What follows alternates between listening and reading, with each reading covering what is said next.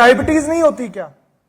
तब हमारे यहां के वैद्य ने कहा कि क्योंकि ये आयुर्वेद का परामर्श लेते हैं कि गजानन भूतगणादि सेवितम कपित जंबू फलचारु भक्षणम, कपित और जंबू फल का भक्षण करने वाले गणेश जी हैं, यह आयुर्वेद का प्रमाण है। सर्वप्रथम शल्य चिकित्सा जो आयुर्वेद का पार्ट है, भगवान शंकर सबसे पहले हेड ट्रांसप्लांट किसका हुआ था? गणेश जी महाराज का। उसका प्रमाण भी भारत और आयुर्वेद में मिलता है।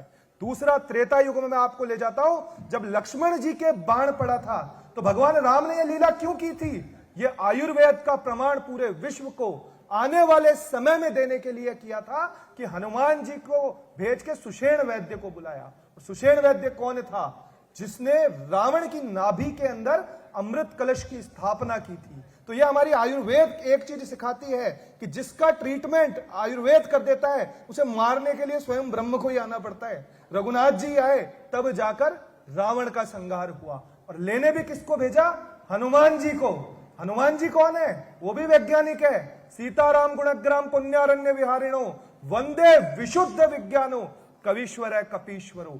वैज्ञानिक ही नहीं, विशुद्ध वैज्ञानिक है, क्योंकि विज्ञान के तो साइड इफेक्ट्स होते हैं, लेकिन आयुर्वेद वो विज्ञान है जिसका कोई साइड इफेक्ट नहीं है। तो आज हमें उस विज्ञान की आवश्यकता है जिसका कोई भी साइड इफेक्ट ना हो।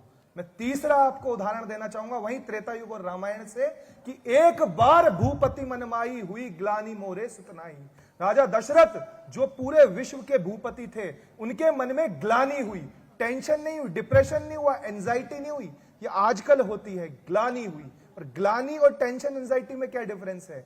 कि ग्लानि तब होती है जब हमें पता है कि ट्रीटमेंट मौजूद है लेकिन हम वहां तक गए नहीं। और टेंशन, डिप्रेशन, स्ट्रेस, एंजाइटी इसीलिए होती है क्योंकि हमारे पास कोई रास्ता ही नहीं होता कि हम जाए कहां, तब जाकर हमें स्ट्रेस, एंजाइटी होती है। तो दशरथ जी को क्या हुई? ग्लानि हुई। और वो कहां गए? गुरु ग्रह गए, तुरंत महिपाला।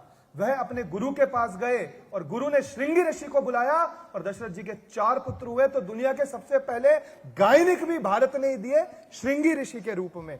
तो मैं आपको आज तो इतना ही कहना चाहूंगा, आयुर्वेद के विषय को मैं समझता नहीं। मुझे यहां पर बुलाने के लिए सभी आयोजकों का, इस महाउत्सव को आयोजन करवाने वाले सभी आप सभी साथियों का कोटिशः धन्यवाद, हार्दिक आभार, धन्यवाद।